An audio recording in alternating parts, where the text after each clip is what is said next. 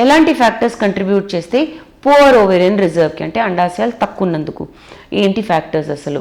Age అనేది చాలా పెద్ద ఇంపార్టెంట్ ఫ్యాక్టర్. ఏజ్ అంటే ఏజ్ పెరిగే కొద్దీ న్యాచురల్గా అయ్యే ప్రక్రియ కాబట్టి ఏజ్ ఎక్కువ అయ్యే కొద్దీ ఎగ్ రిజర్వ్ కూడా తగ్గిపోతూ ఉంటుంది, ఓవేరియన్ రిజర్వ్ కూడా తక్కువ ఉంటుంది. జెనెటిక్స్ కూడా ఒక పెద్ద కంట్రిబ్యూటింగ్ ఫ్యాక్టర్. మీకు తరతరాలుగా ఈ ప్రాబ్లం ఉంది, తొందరగా ఓవరీస్లో అండాలు అయిపోతాయంటే మీకు కూడా జెనెటిక్లీ ఇష్యూస్ రావచ్చు. లైఫ్ స్టైల్ ఎక్కువ ఇంపార్టెంట్ ఫ్యాక్టర్. ఏజ్ తక్కువ ఉన్న స్మోకింగ్ డ్రింకింగ్ చేస్తే క్వాలిటీయే కాదు క్వాంటిటీ ఆఫ్ ఎగ్స్ కూడా తగ్గిపోతాయి, అంటే నంబర్ కూడా తగ్గిపోతూ ఉంటుంది.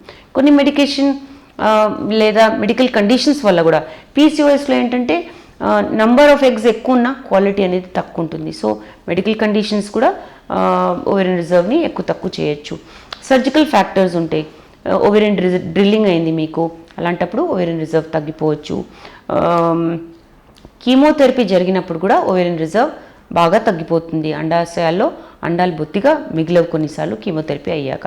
సో ఓవేరియన్ రిజర్వ్ అనేది తెలుసుకుంటే ట్రీట్మెంట్ త్వరపడచ్చా లేదా ఇంకొంచెం టైం ఉందా అనేది కూడా ఒక డెసిషన్కి మీరు రావచ్చు. దీని గురించి ఇంకా వివరాల కోసం తప్పకుండా జీవా ఫర్టిలిటీ సెంటర్స్కి వచ్చేయండి. Thank you.